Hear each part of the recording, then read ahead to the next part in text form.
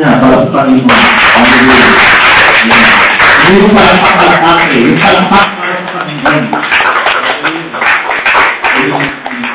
Mga kapatid, bago natin simulan ang ating mabuting balita ngayong gabi, inaanyayahan po kayong lahat na tayo po ay imubo at tayo po ay mananangin.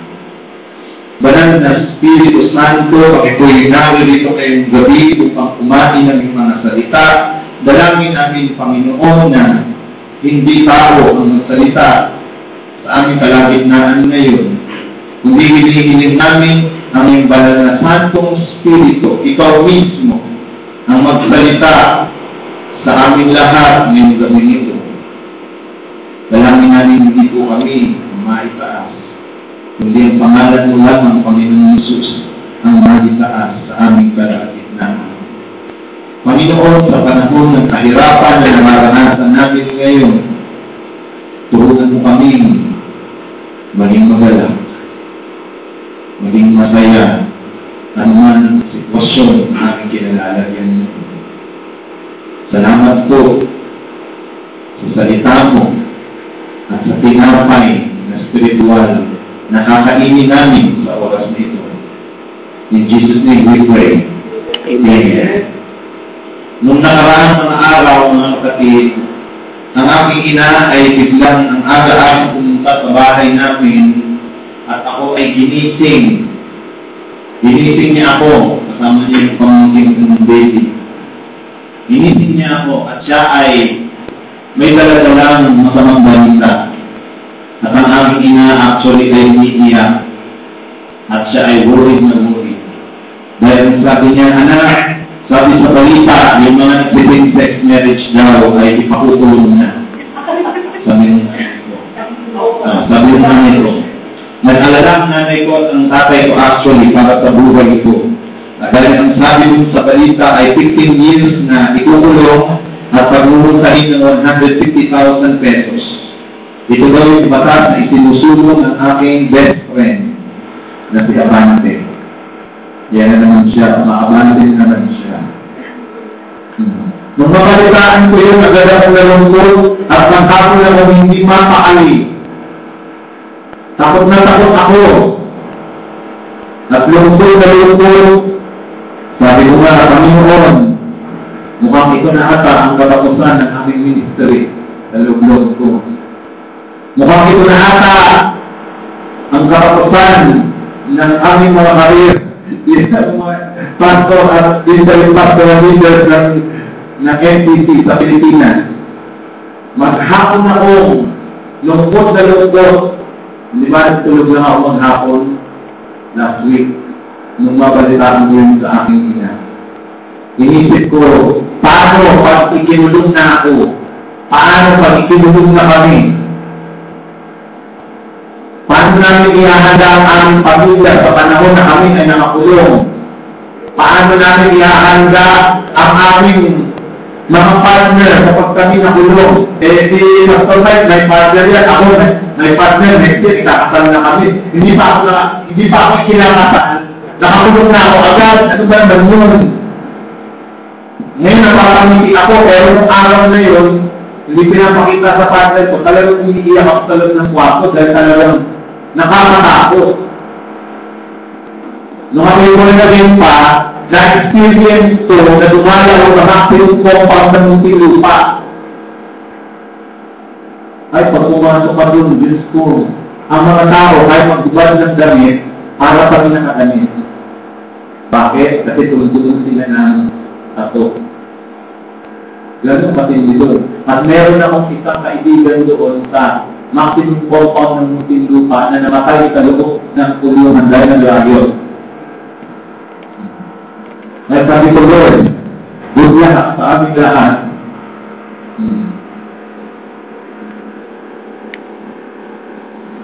Nawalan ako ng kagalaan ng oras na yun. Kung siguro kayo ay nalulungkot din, kaming mga pastor, ay mga tao rin, ang nakakaramdam din kami ng takot. Nakakaramdam din kami ng pagkalungkot. Kung kayo ay maraming problema, marami din kami problema, amen. Nararamdaman namin, hindi lang yung mga superhero. Amen? Na pag nakatayo dito ay para bang kami ay mga mga alagad ni Santa Claus. Na alam mo yun, na ilipat kami, hindi ganun. Mga tao yung kami na nalulungkot. Pero habang nananalangin ako ng mga oras na yun, itinaalala sa akin ng Panginoon ang isang katotohanan. Ang mga unang Kristiyano noon, pinapatay, kinukulong, pinapakot-akot ng pabaliktad, sinusunog ng buhay, pinapahanap Panginoon ng buhay. Dahil sa kanya may identity, sila ay mga Kristiyano. At tayo naman ngayon, balak na tayong pakulong sapagkat ang identity natin, tayo yung mga Kristiyano ng protection. Ganda ng irony, mga kapatid? Ang sabi sa Biblia, ang timong nagnanasa, mabuhay, ang may kabanalan, ay lahanas ng matitinding pag-uusig. Ayan na, umaabati na ang pag-uusig. Nung ipaalala sa akin ng Panginoon ng mga unang Kristiyano, sabi ko, Lord, sige, magpapakulong ako. Pag kinulong nila ako, sige, saan ako sa kulungan, hindi ako magre-reklamo. Pero pagpapasok ko sa kulungan, sabi ko, mangga sila, nagpatayo ako ng individual ng kulungan. Ikakapal ko lahat ng mga lesbiana at paling sa loob ng kulungan at mamakalaan sa loob.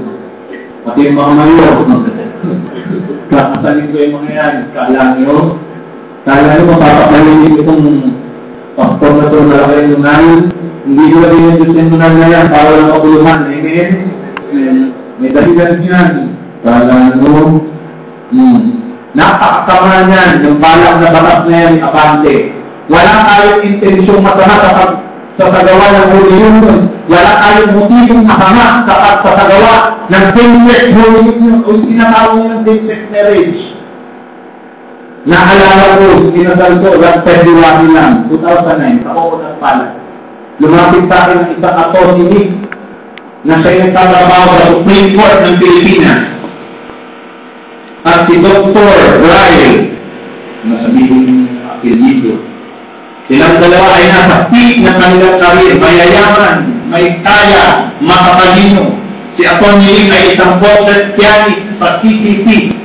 Hindi lang sa attorney concert pianist pa siya. Miyembro ng Philharmonic Orchestra. Si Dr. Brian ay isang accomplished na surgeon. Pero sabi nila sa akin, Pastor, ikatanong kami, wala kaming pakialam kung walang legality. Wala kaming pakialam kung hindi mapapalitan ang apelyido namin. Wala kaming pakialam kung hindi kami magkakaroon ng conjugal property. Ang pakialam lang namin, i-bless kami. Ipag-pray kami, basbasan mo kami. Bakit? Sapagkat si Dr. Brian ay may brain cancer. Sa 2010, tinanina na siya, mamatay na siya. Ang sabi sa akin ito, hindi tayong tatlo na nakakalan, pero ngayon alam mo na. Lagot ako. Ang sabi sa akin ito, Pastor, ikaw ang magbasbas sa amin. Namatay si Brian, ikaw rin ang magbasbas. Ngayon, sabihin sa akin, abante, na ang same-sex union ay hindi nakakatulong sa community natin. Amen? Yan ang mga hindi nila alam ng storya ng Holy Union. Ang alam lang nila tayo mga lalandi, matitibog, makukulo. Yan ang alam nila. Dahil siguro sa mga baka pagalitin mo, nakikita sa propay. Di ba, Pastor, natin tinutuloy ko mga kapatid, manibog din yan.